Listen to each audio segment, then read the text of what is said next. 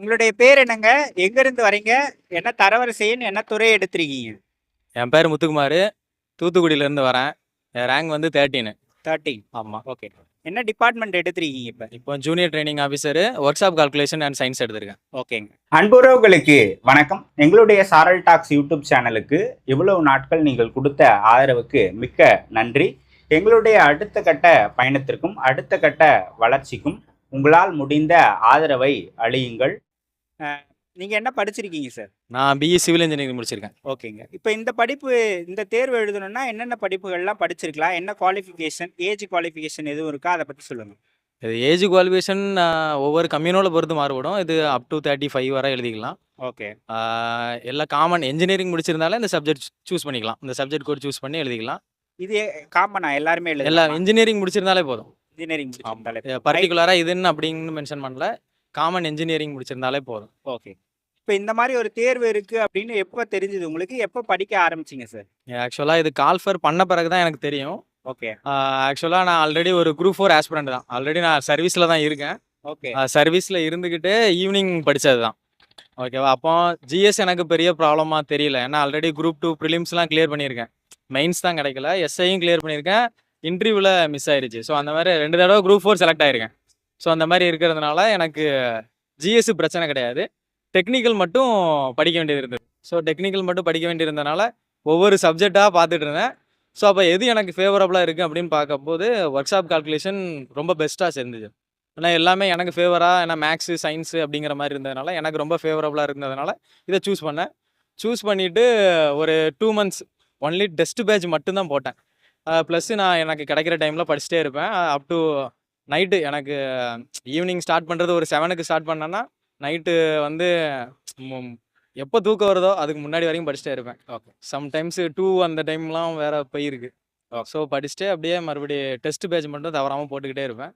So marks நல்லா score ஆனது. Plus ஜிஎஸும் கையில் இருந்ததுனால நல்லா டாப் ஸ்கோரே வந்தது.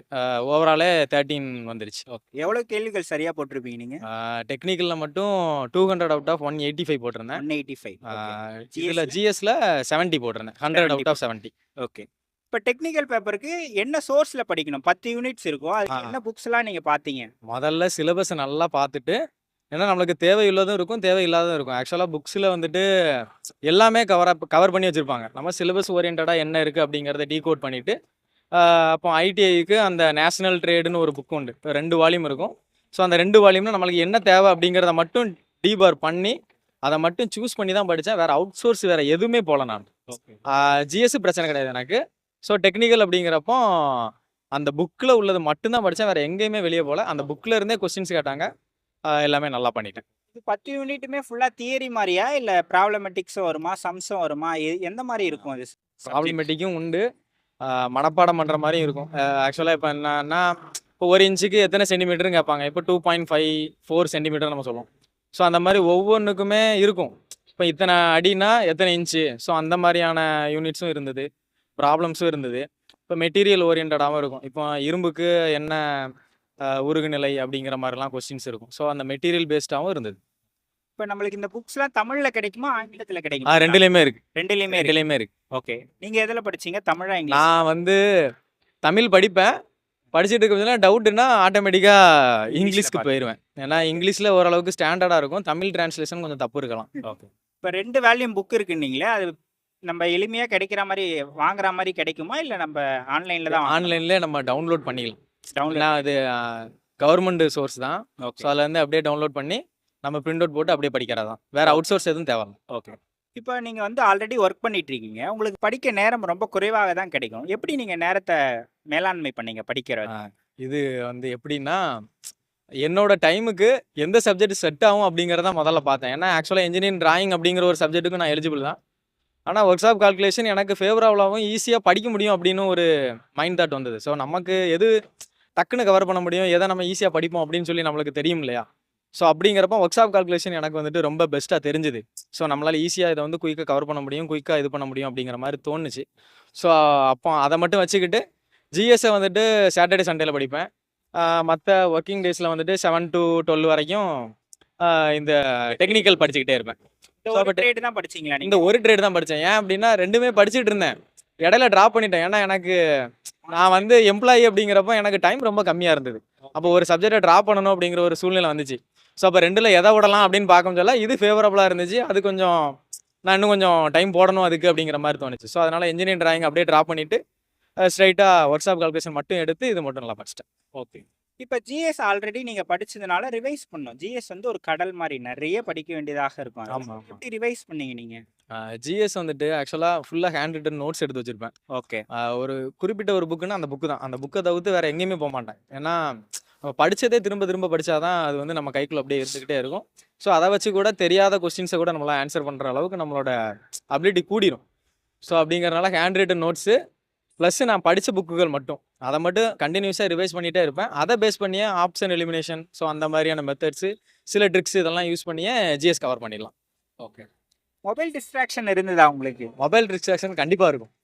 ஏன் அப்படின்னா நான் இப்போ ஒரு மணி நேரம் படிக்கணும்னா 1/4 மணி நேரம் செல்லு நோண்டுவேன். இல்லை எல்லாருக்குமே ஒரே மாதிரி. ஏன்னா நான் ரொம்ப கான்சென்ட்ரேஷன் அந்த மாதிரிலாம் சொல்ல மாட்டேன். நான் ரொம்ப விளையாட போவேன், ரொம்ப சோம்பேறியாக இருப்பேன், எல்லாமே பண்ணுவேன். ஸோ அப்படிங்கிறத ஆனால் படிக்கும் சொல்ல கரெக்டாக படிச்சிடுவேன். ஓகே. ஒரு மணி நேரம் படிச்சேன்னா ஒரு 1/4 மணி நேரம் செல்லு பார்ப்பேன். மறுபடியும் 1 மணி நேரம் படிச்சேன்னா மறுபடியும் 1/4 மணி நேரம் செல்லு பார்ப்பேன்.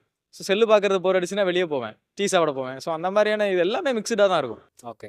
பியூராக ஸ்டடி அப்படின்லாம் சொல்ல முடியாது. ஓகே.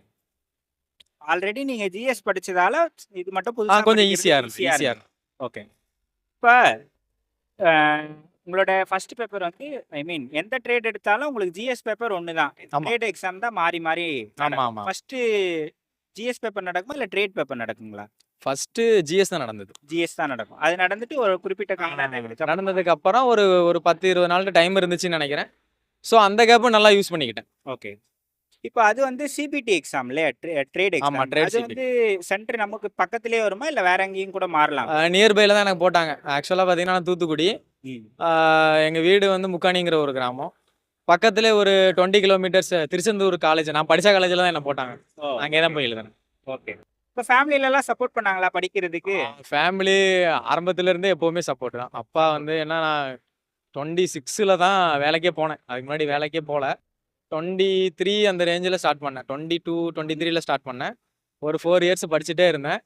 படிச்சுட்டே இருந்த பிறகு ஃபர்ஸ்ட் அட்டெம்ப்ட் கிடச்சிது. ஜூனியர் அசிஸ்டண்ட்டாக கோர்ட்டில் ஒர்க் பண்ணிட்டு இருந்தேன். அப்புறம் சர்வேயர் கிடச்சிது. அங்கே ஒரு 1 இயர் ஒர்க் பண்ணேன். இப்போ இது கிடச்சிருக்கு, ஜூனியர் ட்ரைனிங் ஆஃபீஸர் கிடச்சிருக்கு. இது என்னோட தேர்ட் சர்வீஸ். ஓகே.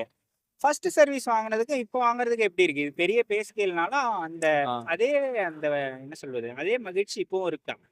அதே மகிழ்ச்சி இப்பவும் இருக்குது. என்ன சொல்றது, அடிக்கடி வந்துட்டு போகிற மாதிரி ஆயிடுச்சு. ஆக்சுவலாக நான் இது ஒரு 6வது டைம் வந்திருப்பேன். ஒரு 3 டைம் வேலை கிடைக்காம வெளியே போயிருக்கேன் ஃபர்ஸ்ட் டைமில். அப்புறம் இப்போ எனக்கே பழகிருச்சு. டிஎன்பிஎஸ்சிக்கு இயர்லி ஒன்ஸ் வந்துட்டு போகிற மாதிரி வந்து போயிட்டுருக்கேன். ஓகே. ஆஸ்பிரண்ட்ஸ்க்கு உங்களோட ஃபைனல் மெசேஜ்? கன்சிஸ்டன்சி தான். படிக்கிறேன்னா நானே நிறைய தடவை லெஃப்ட் ஆயிடலாமா, அந்த இடத்த விட்டு லெஃப்ட் ஆயிடலாமா அப்படின்னு சொல்லி நான் நினச்சிருக்கேன். நான் ஃபஸ்ட்டு 4 இயர்ஸ் அவ்வளோ ஸ்ட்ரகிளாக இருக்கும். நான் வெளியே எங்கேயும் போக முடியாது, காசு இருக்காது, ஒன்றுமே இருக்காது. அப்படிங்கிறப்போ ரொம்ப ஸ்ட்ரகிளாக இருக்கும். ஒரு டைமில் நம்மளே லெஃப்ட் ஆயிடலாமோ அப்படின்னு நினைக்கும் போது தான் எனக்கு ஃபஸ்ட்டு ஜாப் கிடச்சது. ஃபஸ்ட்டு ஜாப் கிடச்ச பிறகு என்னாலே விட முடியல. ஒரு நோட்டிஃபிகேஷன் தான் நம்மளுக்கே படிக்கலாமோ அப்படின்னு நம்மளே அதுக்கு ஒரு அடிமை மாதிரி ஆயிரும். புக் எடுத்து படிக்கலாம்னா நம்மளுக்கே போர் அடிக்கும். அப்படிங்கிற மாதிரியான ஒரு இதுக்கு அது என்னது, ஒரு 20 நாள் பழகிட்டோன்னா நம்மளுக்குள்ளே ஒரு ஹேபிட் உள்ளே வர்ற மாதிரி நம்மளுக்கே அப்படியே அந்த தேடல் படிக்கிறது அப்படியே வந்துடும். அது வந்து படிச்சிட்டாங்கன்னா அவங்களுக்கே தெரியும். ஸ்டார்டிங் தான் கஷ்டம். படிக்க ஆரம்பிச்சிட்டாங்கன்னா அப்புறம் படிச்சுட்டே இருப்பாங்க. அதான் இன்னைக்கு தேர்ட் சர்வீஸ் எடுத்திருக்கேன் கையில். அதான் ரீசன். கன்சிஸ்டன்சி தான். படித்ததை மட்டும் மறக்காமல் வச்சுக்கிட்டே இருந்தோம் அப்படின்னா நம்ம பாட்டு எத்தனை வேகன்சினாலும் அடிச்சு போய்கிட்டே இருக்கலாம். தேங்க்ஸ் நோட் யாருக்குன்னா நன்றி சொல்லணும்னா சொல்லுங்க. தேங்க்ஸ் சொல்லணும்னா முதல்ல ஃப்ரெண்ட்ஸ். ஏன்னா படிச்சுட்டு இருக்க சொல்ல நான் லெஃப்ட் ஆயிடலாமா அப்படின்னு யோசிக்கும் போது இவ்வளோ நாள் படிச்சுட்ட படின்னு அப்படின்னு என்கரேஜ் பண்ண ஃப்ரெண்ட்ஸு. அப்புறம் அப்பா அம்மா, குறிப்பிட்டு சொல்லணும்னா அப்பா. ஏன்னா நான் ஒரு 26 வயசு வரைக்கும் வேலைக்கு போகாமல் படிச்சுட்டு இருக்கும்போது ஃபஸ்ட்டு ஜாப் வந்துட்டு கவுன்சிலிங் வந்துட்டு வெளியே போயிட்டேன் கிடைக்காம. அப்பவும் பரவாயில்ல நீ வா நான் பார்த்துக்கிறேன் அப்படின்னு சொல்லி சொன்னது ரொம்ப பெரிய சப்போர்ட்டிவாக இருந்துச்சு. ஏன்னா அப்படி சொல்லலைன்னா இந்த மாதிரி ஒரு 3 சர்வீஸ் என்னால் எடுத்துருக்க முடியுமான்னு சொன்னால் அது கேள்விக்குறி தான். ஏன்னா அன்னைக்கு இல்லை பார்த்துக்கலாம் வேண்டான்னு சொல்லி விட்டுருந்தேன் அப்படின்னா அன்னைக்கு இவ்வளோ பொசிஷன் வந்திருக்க மாட்டேன். ஸோ பேரண்ட்ஸ் சப்போர்ட் ரொம்ப இம்பார்ட்டன்ட்டு. அதே மாதிரி ஃப்ரெண்ட்ஸ் சப்போர்ட் இன்றைக்குமே கூட்டு வந்திருக்கிறது ஃப்ரெண்ட்ஸ் தான். ஸோ அந்த மாதிரி ஃப்ரெண்ட்ஸ் சப்போர்ட் அண்ட் பேரண்ட்ஸ் இவங்களோட இதனால இங்கே நிற்கிறேன். Thank you so much. தேங்க்யூ.